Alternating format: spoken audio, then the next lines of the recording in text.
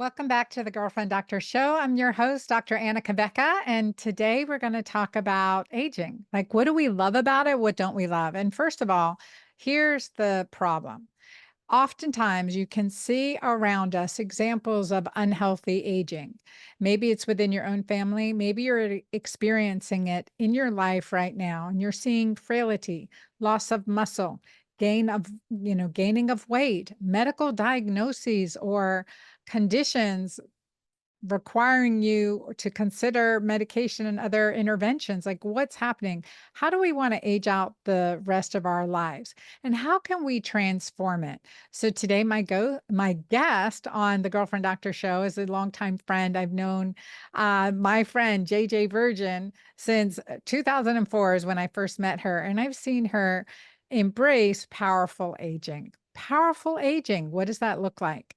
Now, how do we accept the challenges that we face? What do we often say as we're getting older and it hurts to walk or you're stiff or something? Oh, this is just part of getting older. I want us to really change that way of thinking and look at, okay, well, what's causing this? What can we do in 2024 to address it, to correct it, to reverse the consequences, the negative consequences that are causing us pain, causing us fatigue, affecting our health. And, I will say, I love to quote this old Arabian proverb that says, when you have your health, you have 1,000 wishes.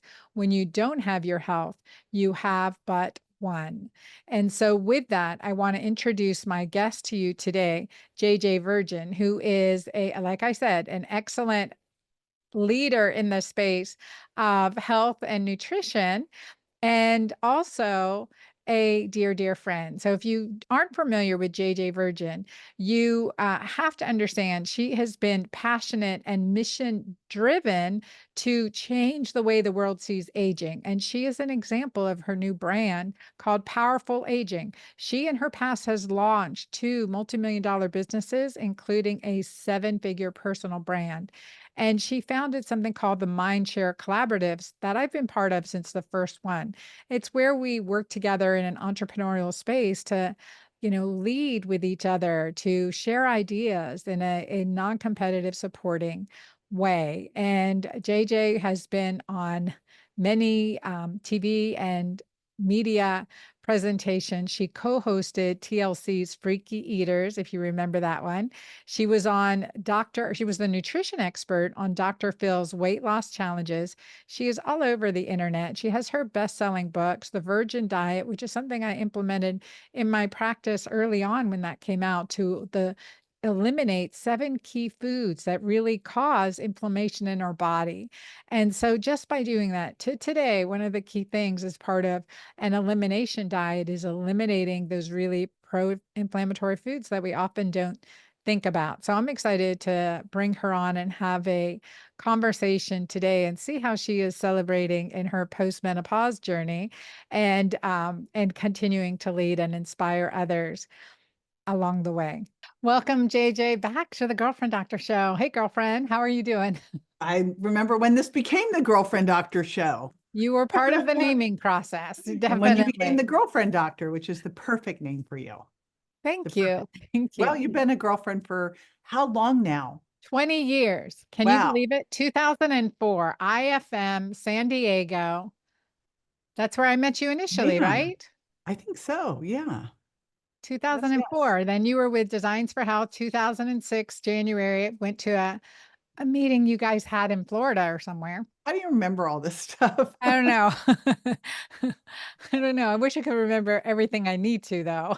Yeah, but I remember these things. I remember these things. I remember these things. And so, but you have been so important in my life, really. Early on you said, if you're saying the same thing over and over again, make it into a program, put it online, and from there, right, to expand our reach. And so because of you, I initially lost launch, which has been retired, but my women's restorative health program, and then my sexual CPR, and then Magic Menopause. I mean, all of these really are reaching millions of people. Isn't Thanks that fun? to Look you. at Yes. you. Thank You're you. an Thank you. icon.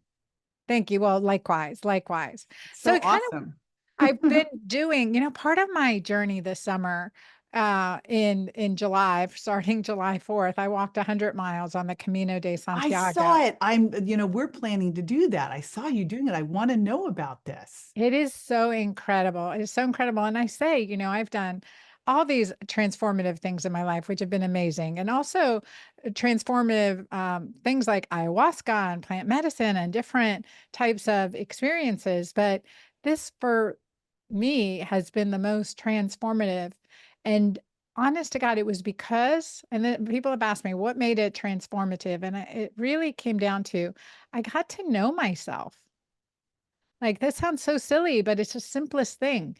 I got to know and like myself, like without Hmm. all the things that we have to do.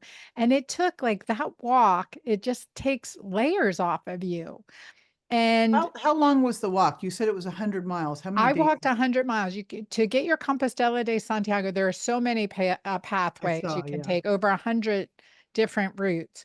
But if you do at least 100 to get the Compostela, so you think of the church, the cathedral in Santiago de Compostela as the end point. So like that's your heaven, that's your end point, right? And then you just can come to it from different ways, but at least 100 kilometers, so that's around 78 miles, I think, at least 100 kilometers to get your Compostela, which is a nice thing for, I'm Catholic too, but a spiritual thing is just like, okay, you've done this, this is a blessing, and you receive this blessing type So, of so you document. walked it. So how I many walked miles a 100 day? miles, 150 kilometers in 7 days. Wow. Yeah. And and you stayed in a little hotel every night? I stayed in little one-star hotels each night that were clean and had good reputations. And there are different auberges you can stay along the way. But a part of this journey, one of the things I like, reason for it was to celebrate my menopause, to celebrate a new era in my life, the next 50 years. And I know, like, we've had this conversation, like, who wants to talk about menopause? Let it be done and over with, just get through it. But then there's this thing, okay, why not celebrate it like we celebrate a marriage, like we Hmm. celebrate the birth of our child, like we celebrate our birthday? I mean, celebrate this time in our life that really demarcates a transition and experience that we want to be amazing and optimal and powerful and and influential. So this is what I want to talk to you about today. What has this transition in your life meant for you, and how have you adjusted with the fact that, okay, I'm not menstruating anymore, no periods, going through menopause, now post-menopause? And this is, I always get a comment, I know you do too, on social, like, hey, what about us post-menopausal ladies? So but You the mean the whole ones, concept, the happy ones, like the the I ones that personally, um, I think of my 20s and 30s and 40s, and I know both you and I went through some very challenging times in our 40s. And it just feels like, especially my 30s and 40s, were so hard. They were so hard. mm, And not just hard because, but like because, divorces and sick children and money issues and, sick parent, just like hard things. hard on our heart things. Hard, yeah. But I also didn't have the perspective or resilience to be able to navigate them well.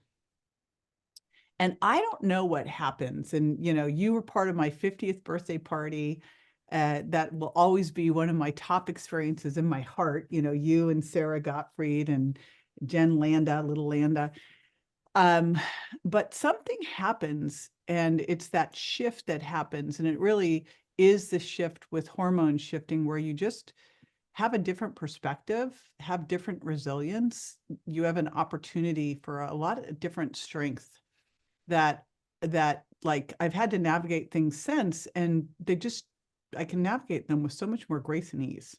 Mm, And I don't know how to explain it, but I think of just even my mom passing last year, it just didn't take me out the way things would have taken me out, 10 years ago, right? And just the angst and anxiety and, fear that I used to have.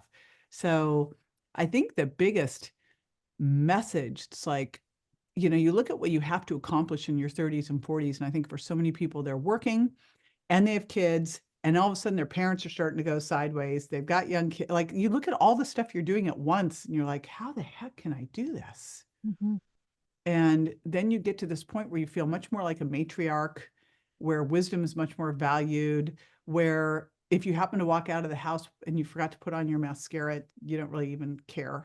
Do you remember? Oh, Like, I oh, still remember, like, in my 40s, I wouldn't have been caught dead having someone see me without mascara and, like, at least some, some, like, basic foundation stuff on.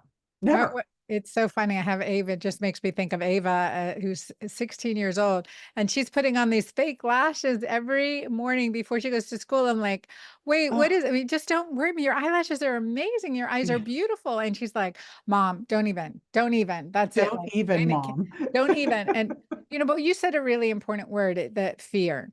Without the fear, like you're now, it is like, and for so many women as we age, there's just fear with aging. There's fear with aging. And so, how did you have fear about getting older?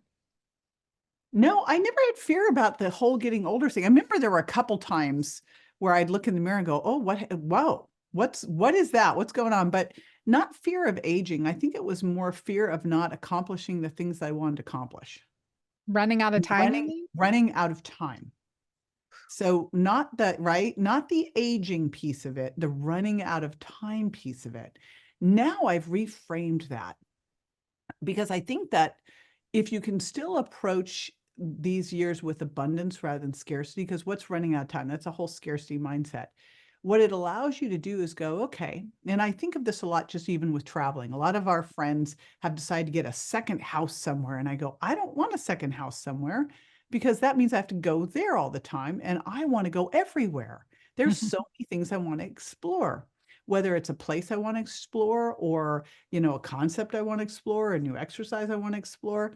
So I think what it makes us do, and I have actually that sign back there, it's backwards, but it says discernment, Yes. is that as you age, I think you become more discerning.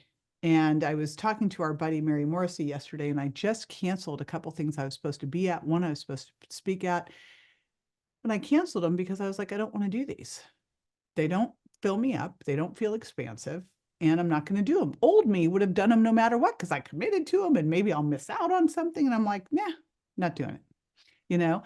And so I think one of the things that happens as we age is we can look at this time and go, okay, I'm 61.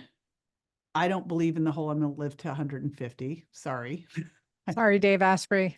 Sorry, Dave, Dan, David, Sinclair, everybody else. I mean, what do we know right now? 120, but I'm thinking it'll probably be, 90, 100. I also don't want to live past my expiration date. Right? So I don't want to I be want to live maintained on. well. Right. I Yeah. want to, like, my mom passed last year, and she's exactly how, not my genetics, sadly, but she and my grandmother went the same way. It's like they were going, going, going, going, and then boop, they weren't. I'm like, what a gift, And you how know? old was she? She was your adopted mom, and I Yeah, know she her was as 93. amazing. And so, if you make it to your 90s and you're totally have all your faculties and you're able to do everything and golf with my husband and all that, and then all of a sudden you're not able to and you go, like, you won. Yeah, you So, win. I look at it and go, all right, let's say you have 30 more years left. You want to use them wisely. So if something doesn't fill you up that you made a commitment to do, like, uncommit. Yeah, and you always have the expression. You taught me this one. If it's not a hell yes, it's a hell no. But sometimes I have to listen to myself, because I was like, oh, I just did all these things. Like, these were not hell yeses. You know? So checking in. And so, like, in the transition with menopause and everything, we talk about, like, okay, you see a lot of frailty around you, and you've been a leader in, like, taking charge and bringing power to aging. So your, like, new brand, or extend, I mean, it's always your brand, powerful aging. It's a powerful, I mean, it's a powerful topic, and to be able to think of aging that way. So how do you think of powerful aging? Well, there's a very specific reason I chose that word. And, it actually goes back, and I feel so fortunate. I realized that something happened in my teens that really changed the trajectory of everything for me. And it was that in my teens, because I'm 6 feet tall, I wanted to be a model.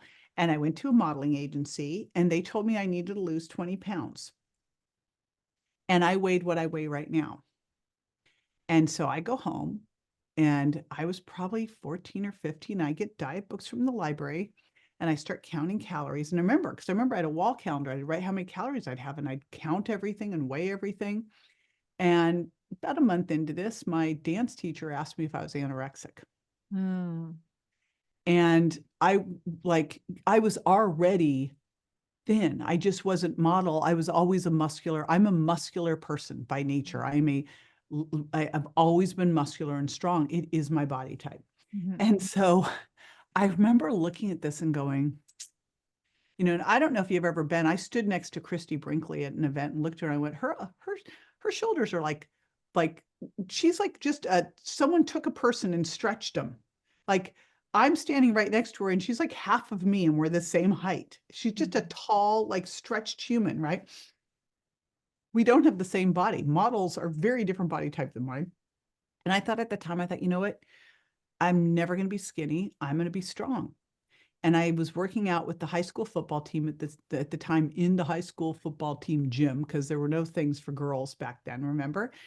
And then I went off to college and grad school. And in grad school, everything we did in exercise science was supposed to be aerobics. In fact, we were taught that you shouldn't lift weight till you lose the weight, well, just stupid stuff. And I went the other direction. I'm going to focus on resistance training.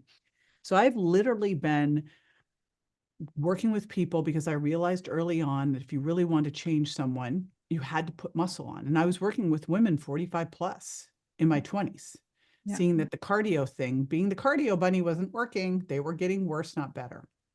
And so a couple of years ago, I started to really look at this and went, you know, as we age, we are losing women. We have two types of muscle fibers, fast and slow twitch. And fast twitch are the things that really help us generate power, do something quickly, something heavy. And slow twitch are the things that help us like stay seated upright, walk around. Women tend to have more slow twitch by nature. Fast twitch are the ones that are more capable of growing, of hypertrophy. And we also have these in-betweener fibers, these hybrid fibers that can change. So as we age, if we're focusing on things like Pilates and yoga and walking, and all of these things that are more slow twitch, we will shift the hybrid fibers more into slow twitch as we're losing fast twitch. So we actually are making ourselves worse. Mm. And that is why I started to look at this and went, it's not a word most women resonate with when you say power and Right. powerful. Most women are like, I don't want to be powerful. And even when you start to talk about lifting weights, they're like, I don't want to be bigger. And I will say in 40 years of working with women, helping them lift weights, I've never seen a woman get bigger because muscles are really metabolic spanks that hold everything in tighter and support a better metabolism. But I also say to that, this is the time to step into your power. Mhm. So while it's a really descriptive of the fact that I want you to focus on fast twitch muscle fiber, because this is what's going to improve insulin resistance that tends to happen as our estrogen goes down. It's going to help deal with inflammation. It's going to help deal with that slowing of the metabolism. It's going to help strengthen your bones. It's going to help your immune system. But in a bigger, more, kind of, metaphorical way, I want you to think of just like if you're not stepping into your power now, like when are you going to do it? Mhm. At 90? Mhm. Like it's time. It's Like time. no more time to play small, right? Yeah. And I think that's it. Power versus frailty. It's on it's on two ends of a spectrum. So where do you want to be on that spectrum? And also in longevity medicine, I mean, we've known for decades grip strength, right? And that's your Yep. fast twitch muscle fiber. So the stronger grip strength, the, associated with longevity. And so that's fast twitch. So you have to work on that Wouldn't it too. be amazing if you go to the doctor, you did a DEXA scan, you did a push-up test, or a grip strength test, which these grip strength hand grip I have ones one in are, my office. Yeah. yeah, they're $30. You would do a vertical jump test to see what your power is like, a grip strength test to see what your strength is like. Power is how fast you can move something. Strength is how the heaviest thing you could do one time. You would do a VO2 max test to see how much oxygen you can use with steady, hard exercise. And, because like if you put grip strength and VO2 max together, these are the two biggest predictors of your quality of life and longevity, those two. And we don't even look at them. Mm-hmm. We're looking at labs and we've created like stupid lab markers. Like, who wants a triglyceride of 150? Mm-hmm. This would not be good. No. That's not ideal. So, Yeah. why don't we look at the functional tests that really matter? And you look at this and think, okay, so doctors get an hour of nutrition education at best. They get no hours of exercise education. And you look at what are the things, and I'm imagining sleep's probably right down there too. So you look at like, what are the biggest levers that you can pull to help someone going through menopause and then aging powerfully? It's going to be their diet, their exercise, their sleep.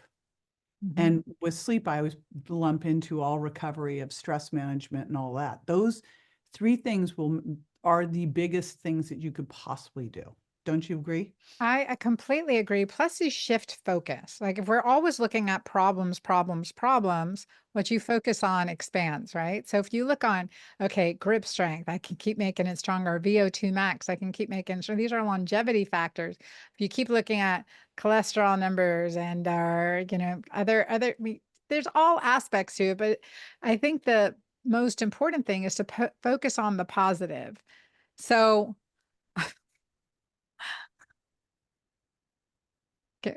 I was like, what just happened? You what like happened to my screen? I you had had a an celebration. explosion. You said I focus on the positive, and this thing exploded behind you. I was like, wow, that's really amazing that I you know, did that. I have no idea how it happened or what the setting is on my That is video to make so that happen. funny. Oh my Oh, gosh. So so not sure what happened there, but I think it makes a point, that explosion, right? Focus on what is really powerful. that is What fun. Well, think about it. What's the difference if you said, okay, I'm going to start exercising, and you start exercising, and every day you step on the scale and you're like, nothing's changing? Because yeah. let's face it, first of all, the scale's not telling you what's body fat and what's muscle mass. You got to use a bioimpedance scale. And, if you're putting on muscle losing fat, you won't really even see a change on the scale. If you're trying to track muscle, it's like watching grass grow. But if you instead said, I'm going to like start to monitor how much I can do, and you go, wow, I was able to bench press, 10-pound dumbbells. Now I'm using 20-pound dumbbells. I was able to do, push-ups on my knees, 10 of them. Now I can do 20 push-ups on my toes. I'm working on pull-ups right now. This is my working on pull-ups. And I want to Yeah. be able to do, 4 sets of 20 pull-ups. Wow, I want to do So one.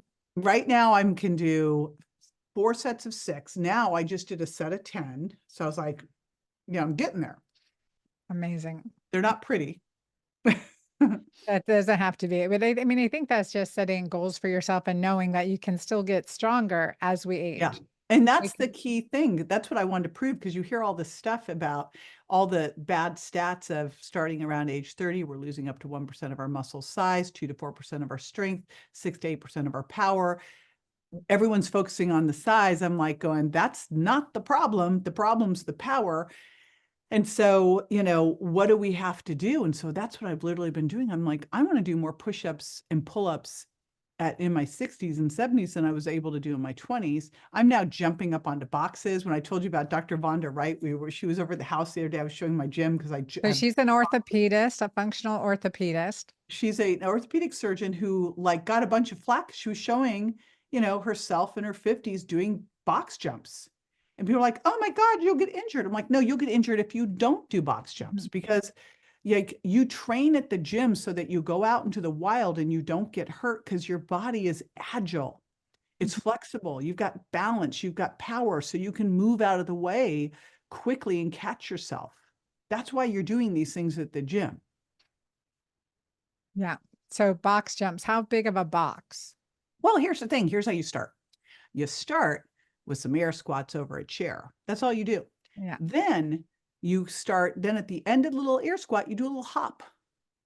Then you get a little step bench with the levels and you do it the lowest one, jump up. Then you add a level, jump up. Then you add a level, jump up. You don't start with this big old thing, right? But you start, and I don't bother with the jump down because that's where you get sore. I step down, I jump up, I step down, Mm. right? That's awesome. So, like, talk also, because we're part of this women's group, but you introduced your eat protein first concept, and you came about this through your own struggle.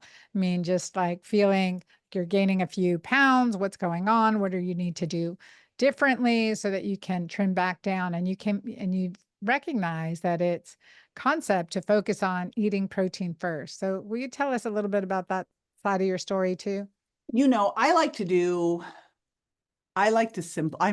there was this test that I took, and it was like everyone has a different skill set thing they do, and I'm a simplifier. I like to take complicated stuff and make it as simple as possible. And I love that book by Gary Keller, The One Thing. And the reality is, if we try to do too many things at once, we do nothing. Right. And so what I've always done in everything I work on is focus on the one biggest rock and like, let's do that one thing. If you look at what's going on, with us as we age, we have a couple things coming together that create a problem. First thing is anabolic resistance.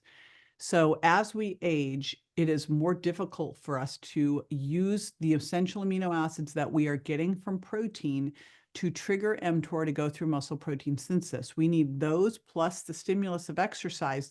Walking is not going to build muscle unless you are someone who's been lying on a couch forever. We have to do things that are harder than what we're used to in order for our body to have to respond, adapt, and build muscle. So protein, is super important because if we do not have enough of these essential amino acids, we won't have what our body needs to trigger muscle protein synthesis and have the building blocks. And so one of the things that I've seen, and it even happened yesterday, I was doing a little coaching call with someone.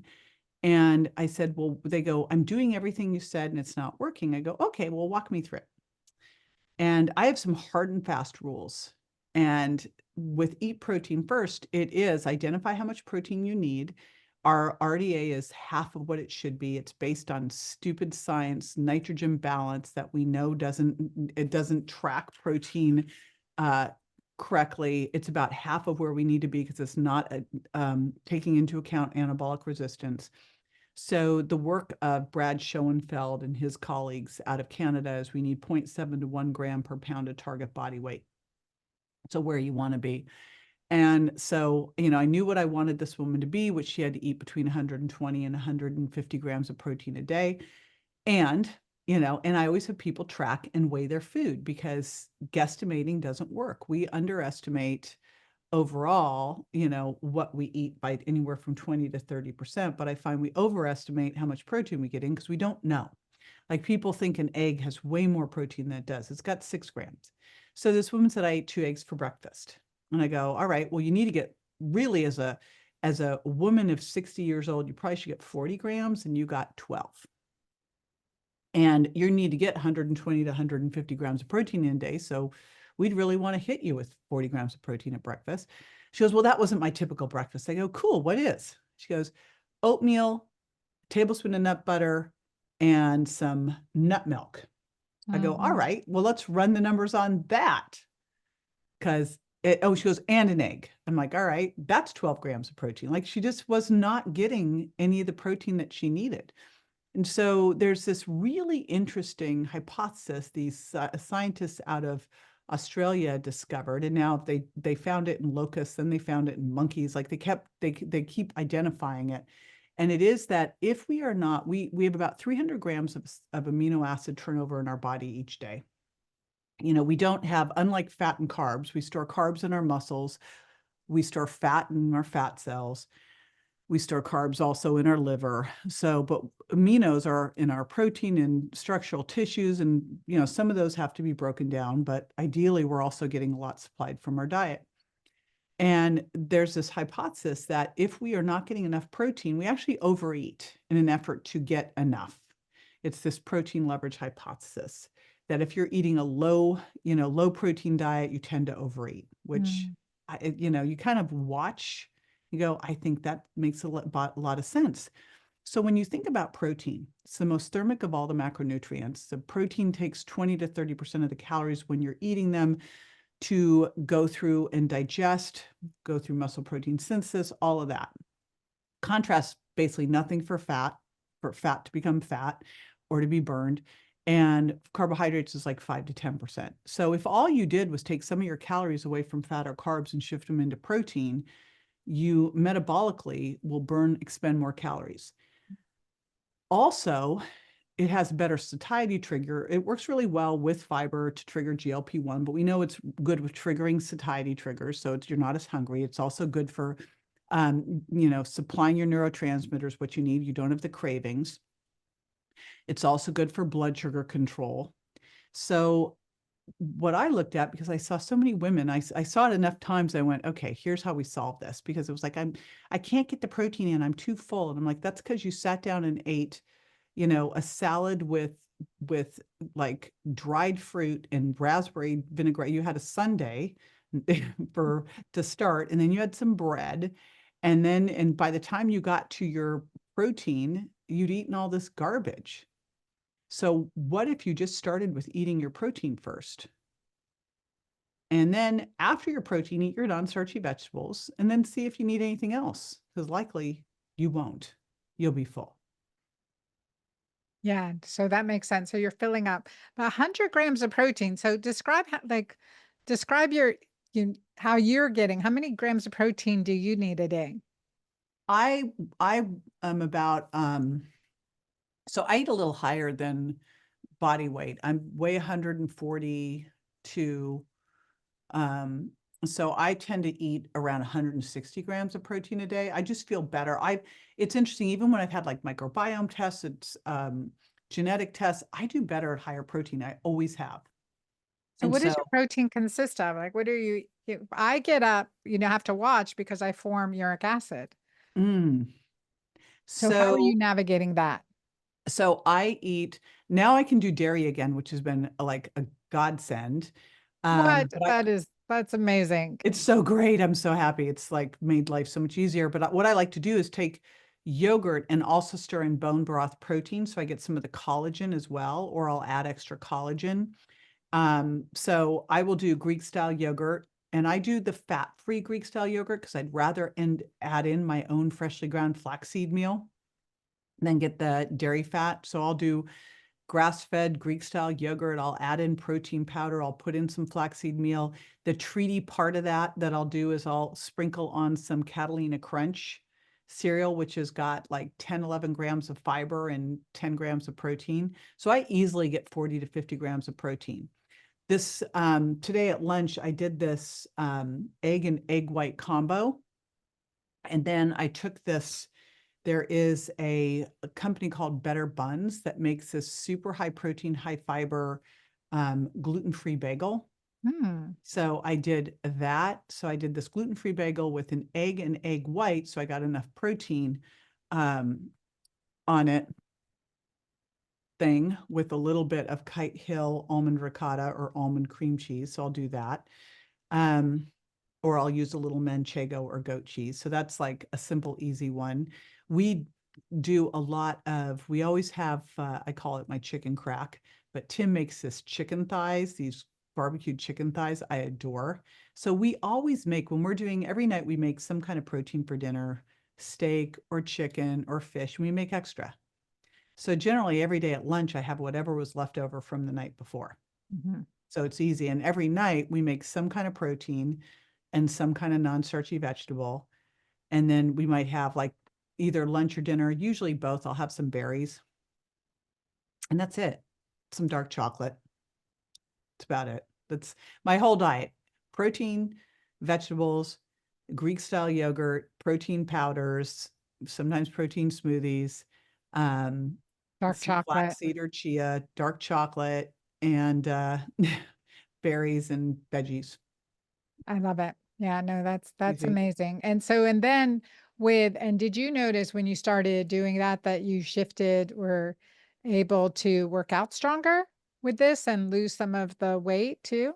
Yeah, I made a conscious decision. I started to really look at everything and go, all right, I want to Well, here's what happened. So I had all these big ideas for 50 and like everything I wanted to do business wise and life wise and body wise. And I hit it all. And then I didn't redo it. I didn't redo it. And I just was coasting along and I just wasn't inspired. I had such big, clear aspirational goals. I don't know why 50 was such this thing. So I never redid anything. And then I'm approaching 60, and here's what happened, Anna. I was trying to unscrew a jar lid, and I couldn't do it. And I'm always the person that can unscrew the jar lid. And I was like, I didn't think anything of it the first time, but like the third time, I'm like, what on earth is going on, right? And so I decided that like, it was kind of like enough is enough and like what is going on. And I just got very fired up. I got a sprint treadmill. I just like made all these decisions about what I wanted to do in terms of like how lean I wanted to be. I knew what my body was capable of because I'd been there before in my 20s. And so I went and did a DEXA scan. I redid my program. It took me about 8 months to do because at first the first thing I did was actually add 4 pounds of weight on, which I had to mentally go through because I remember going in and thinking, okay, I want to put on some muscle, and I know that if I really want to focus on putting on muscle, it's easier to do that in a caloric surplus. So I Mhm. did. So I pumped up my protein a little bit more and started adding more calories in. And I put on 4 pounds. I went and got a DEXA and then I started ripping it down. And I dropped basically 12 pounds over 8 months and managed to hold on to 10 pounds of like 10 pounds of fat. I dropped 2 pounds of muscle when I lost the 12 pounds, which was really pretty good. So I held on to some of that muscle and got super duper lean. And now I'm just maintaining it. That is awesome. That is awesome. And do you feel what about cognition wise? Your motivation. Like how do you like you're motivated to do it? You're motivated every morning. What gets you up to do it every Oh, morning? I'm not motivated to do it every morning. I told Instagram, like my Instagram team, I go, I want to do a post because that people look at, I think, all of us and they go, oh, they wake up in the morning and they go, yay, I'm gonna run into my cold plunge. And it's like you wake up in the morning, you're like, I just want a cup of coffee and I'm gonna, like do a phone scroll, screw it. So it's not that I'm motivated every day, it's that I'm disciplined. Yeah. And I Good think there's point. a difference. Like you're not going to wake up every day and go, I am so excited to go do this really hard workout that's going to kick my butt. Like I can't, yippee. No, Yeah. you know, but I'm disciplined and I've got a vision of where I want to be in terms of my strength. And I think it's super fun that I can actually tell that I'm getting stronger. Like I am doing stuff that I absolutely hate. I have that sprint treadmill. I'm sprinting on it, hate it. The first time I started doing it, I was like going at 5, now I'm going at 8, so I'm like, bam. But I mean, at first I was like dying and I couldn't touch my thighs. They were so So sore. 8 miles per hour I'm sprinting like bam, all sprint out, like, for how long? Like that's a 30 oh, second 30 sprint? seconds. 30 seconds. But I Okay. mean, at first it was 5. And Yeah. then, I'm Awesome. doing up downs, I'm doing snatches, I'm doing pull-ups. I mean, and so what I do is I will sit and plan. I've been alternating between going and doing resistance training, volume load resistance training for hypertrophy, and then I do these high intensity functional training workouts. I'm messing with these right now. They're really fun, not fun. And I'll do circuits. So I'll have like the sprint treadmill, pull-ups, box jumps, up downs, push-ups, exerciser. I'm trying to think of, I'll do a kettlebell swing, a snatch. So depending on, I've got battle ropes. So I'll lay out things Wow. and then I'll just kind of go around and do them. And, it's hard. It's hard. Very You're out of breath. You have to walk around, but you get stronger so much faster. And I'm like going, oh my gosh, these up downs, when I started them, it's like half of a burpee. I was like, I couldn't do anything. And now I'm like totally doing it. Oh, and I've been using a TRX trainer to help me do full squats because with a knee and a hip replacement, full squats are really hard to get into. So I've been using that to be able to do it. And for there's this and TRX is a like a Yeah. almost like a suspension with like Yes, the rope with suspension trainer. handlebars, and It's it's just really it's great. these are We great. I did that in traveled with it. Calavi together. That was fun. Yes, remember that? Yeah, I so ever since really that do. time at Calavi when that guy taught us, I am obsessed with TRX, and literally I take it wherever we go so that I make sure that I can work out. And because wherever you go, if you have a TRX and you have your body, you can do, air squats, squat jumps. Like I can do a full workout in a hotel room easy. And Yeah. so there's no excuses. And here we are in Spain. We are walking like crazy, but our hotel room in Madrid was on the seventh floor. We were not allowed to use the elevator. That was our rule. When we went on the cruise ship, not allowed to use the elevator. So we just up, down, up, down, up, down. And it's great. You get like 25,000 steps in a day. And then at home, I have a rucking vest. Now, right now, it's like, So you like know, a weighted vest, but a rucking yes, vest, similar. it's it's 90 degrees and 90% humidity. So right now I'm not using my rucking vest because I How don't. many pounds is it? So mine goes from 10 to 25 pounds. I think that the best place for us to start, I think this is a great tool. So my exercise algorithm is start with just how much do you move each day? The average person's getting 3 to 4,000 steps in a day. That is not, you want to get yourself to 8,000 as your bare minimum. So first thing you do is just start tracking your steps with an Aura ring. And then once you have that in as 8,000 as your bare minimum, then start adding a rucking vest wherever you can a couple days a week. And then get your resistance training going, really focusing on upper body pushing, doing a horizontal and a vertical plane move, like a push up and an overhead press, upper body pulling, same thing. So maybe a pull up, or a lat pull down and a bent over row, and then hip and thigh hinging and squatting. So squats or step ups or lunges and deadlifts. So I just do six exercises now, but lot of more sets, heavier, getting close to failure. And then I'll add in the HIIT training and the functional, high intensity functional training at least 2 days a week. So I love that's the protocol, and a it. day of yoga. And I Bleh. think the biggest thing you said is it's a discipline, it's not a desire. I mean, for Right. me, it's like I'm always happy when I'm done my workout, but I never want to do it. That's Exactly. Has anyone ever finished a workout and said, God, I wish I hadn't done that? No, never. You never do. And so I think it's really the discipline, not a desire. Like if you can't wait to get to the gym, you're probably not working out hard enough. You know? that's a really good point. Or it is your time away from everyone. That is important. So you've been, so I can talk with you for so much more. I wanted to ask you your hormone stack, if you would share that, or your supplement stack. If you would share like some of the things you will not go on a cruise Yes, it's without. changed. Let's do it that way. It has totally changed. So thank God for you and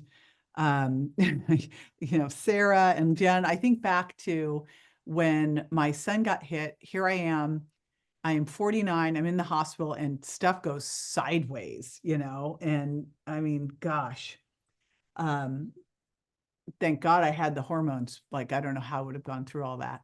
So now what I'm on, and here's the thing, it is so much easier to balance your hormones once you're through menopause. It's like so much easier.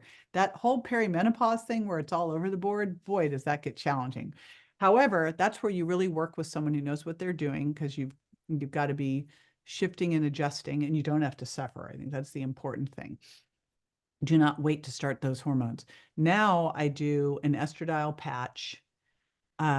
I do very little progesterone. I do like 5 days a month because I had the hysterectomy and I never felt good on progesterone. Right, right. It is such a weird, like It didn't serve you, but then, just, it the doesn't estrogen. serve me, but I have to do it. But, I had a hysterectomy and everything was normal and totally fine. So there was that, which I knew it would be, but and I do testosterone. I'm playing around with that right now because the way it was prescribed to me was to do it every other week. But I'm playing around with the Injection? injection. Injection testosterone, okay. Yeah, what I'm playing around with is doing it every week, lower dose. Yeah. It I just usually seems, do for women small, if we were doing injections, small dose weekly to keep Yeah, that it steady feels right. state time. Yeah. Yeah, that's what feels better to me because otherwise I know I'm going to be up a little higher than I should be at some point and down too low at some point. So I kind of made my own little Good girl. shift there. And then thank you. Discernment, And discernment. then That's it. discernment. And then some thyroid, of course, like that's, and Lisa, coach, put me on some T3 along with I'm on WP Throid. Here's what's interesting that happened. And I think it's educational for um, anyone listening on thyroid. So Alan Christensen has had me on this WP Throid forever. And So then they took it off the market. yeah, so but then he was compounding something. Anyway, I was totally stable using that and using this other T3 from Lisa Coach. Then Alan retires briefly. Thank God he's back, but he retires. He goes off, is living in a lake, by a lake in Minnesota. And now he doesn't have it anymore because he's not doing anything anymore. And so Lisa orders me this Armor Thyroid. I don't think anything about it. I run out of my other stuff and I leave for a trip for Spain. I go to Boston first. I start this new thyroid. I'm in Boston for 4 days. I get to Spain. And all of a sudden, and I travel with a scale. And I think it is really important to travel with a scale. I travel with a bioimpedance scale and a food scale, by the way. And so I'm watching my weight. And about 4 days into this new thyroid, but I hadn't put it together yet, my weight goes up a pound and then another pound. Now, I don't worry about, like, I expect I'm going to fluctuate somewhere between 140 and 144 is my swing. And, each day you're like 141, then you're 142, you're 143, you're 142. That's just normal weight. Weight does that. And by the way, you could do the best day ever and your weight will go up. That's normal. So that's why we look at trends over time. We never look at one day to the next. That is psychotic behavior. But I'm watching a trend line because I have the way my scale reports to my phone. I can see trends and I'm like, my weight's going up, up, up, up. And now it's up 4 to 5 pounds. Now I'm traveling, I'm eating less, I'm moving more. There's no reason that, and I'm looking going, there's no reason that what is going on? And then all of a sudden I go, oh, shoot, I changed my thyroid. Crap. I'm on a trip for a month. What am I going to do? Ping Lisa. She's like, well, you can double up on the T3. Because I'm like, she goes, take another one of the Armor. I go, I don't have enough to do that. I didn't bring enough. I brought enough for the trip. So I double up on the T3, my weight immediately, like the next day goes back to normal. And I say this because, thyroid, estrogen, they're so exquisite, like what will happen. And for me, progesterone, like when I took progesterone years ago, the first time I went on it, I gained 12 pounds in a week. We just got to look at these things and go, everyone's a snowflake, see how you feel. Sometimes just shifting the type of thyroid you're on can either be wonderful or wreak havoc. Mm-hmm. Right? Yep. Yeah. It's And that, fine by the tuning. way, one of the things that helped with my shift in body composition too, probably was worth about 3 to 4 pounds, was adding in the T3 that Lisa added in. So all these things matter. I was reading, I know there's all this stuff out there about how our metabolism doesn't really shift till 60. And it's like, well, but you got to look at what estrogen does. And if estrogen goes down and now you're more insulin resistant, now you're more inflamed, can't build muscle, yes, your metabolism is going to be going down. So, Yeah. Yeah. And I think it's important, like the markers, it always aggravates me, especially in this concept of hormones when we're not looking at FSH and LH, because higher levels of FSH are associated with osteoporosis and your, brown fat turning to white fat. So like we have to monitor that for women and get those numbers better to optimize health. And I think it's just like, learning too, like, as you said, you're N of one, like, and for some people, estrogen makes them gain weight and progesterone helps them lose weight. It's the right. opposite is this shift. And so paying attention is important. And you're so like, I'm just sitting here kind of in awe. I'm like, you're so in tune with your body. I'm very in tune with my body and we all should be. Mm. And I Mhm. tell you what helps so much is having having an Oura ring, and wearing Or wear a I use a certain Whoop uniform. band. like They're any of different. these types of things, an Oura Ring, an Apple Watch, a Whoop Band, Mhm. bioimpedance, all these things. So you can start to connect the dots. You don't have to become obsessive and do this forever, but like I wore a CGM for a month, highly informative. Yeah. Like I was like, wow, kiwi It's fruit blows me up. like biofeedback. What is it for you? What is working for you? JJ, I can talk to you all day and I can't wait to see you soon. We'll be coming to your I know. Mindshare event in Yay. Scottsdale, Arizona, bringing some friends. Looking forward to it. And tell everyone how they can connect with you. And I know you have your Eat Protein First challenge. So we definitely want to, we'll be giving that link in the show notes Cool. as well. Yes, that's where you can get the protein calculator, figure out how much protein you need, and then there's a very simple meal plan so that you get exactly what you need in. And what we see with people, even in a week, is their cravings go away, their hunger goes away, they start to debloat. So it's very powerful. Everything's at jjvirgin.com, and then Well Beyond 40s, the podcast that you've been on and you're about to be on again. So super excited about that. And then, of course, Mindshare Collaborative is our practitioner side of things.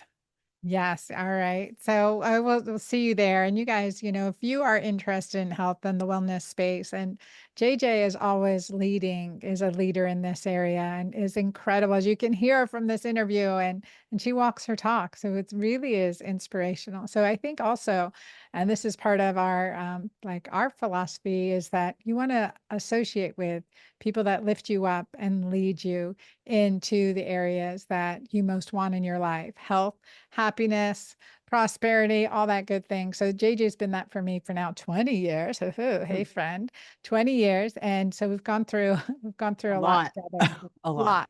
So Now it's all good stuff. it is all thank you, Jesus, Yes. right? It is all good stuff. So check her out. You can go to just dranna.com. So dranna.com/JJ and do her Eat Protein First challenge. So definitely do that.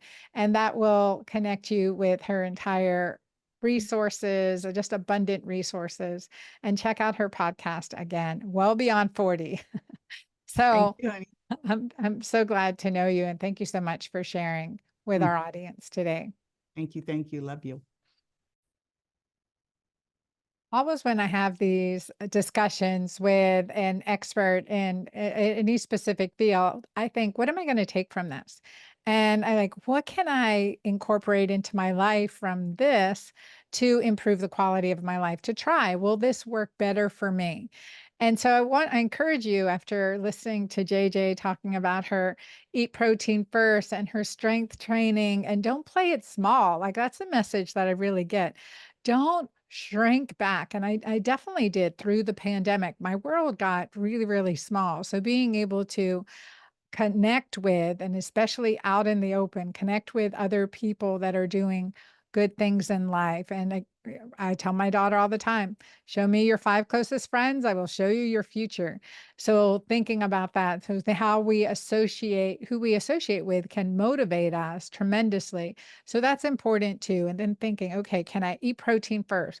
Can I increase the strength training in my workouts? And I completely have to give a little footnote on this, is that it's really important that you really protect yourself on injury. And if you are working out a trainer, they really understand like physical therapy, functional exercises, etc. So we don't get injured. And I've had a shoulder injury from doing burpees, and I hate, and like, don't do them anymore because of that shoulder injury. But what else can I do instead? And some people have knee injuries. How do you need to strengthen collateral muscles so that you maintain what we have longer? So working on things, especially as it works to maintain us standing tall, not hunched over as we age, really working on strengthening and the higher intensity to make those fast twitch muscle fibers even better, right? To incorporate more of them into our body, because again, that's a marker of longevity.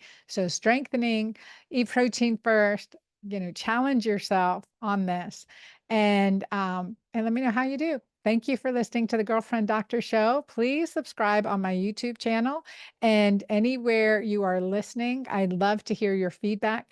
Thank you so much for being here. Till next time, I am continuing to celebrate my menopause. Thanks for watching another episode of the Girlfriend Doctor podcast. Check out all the links below for more.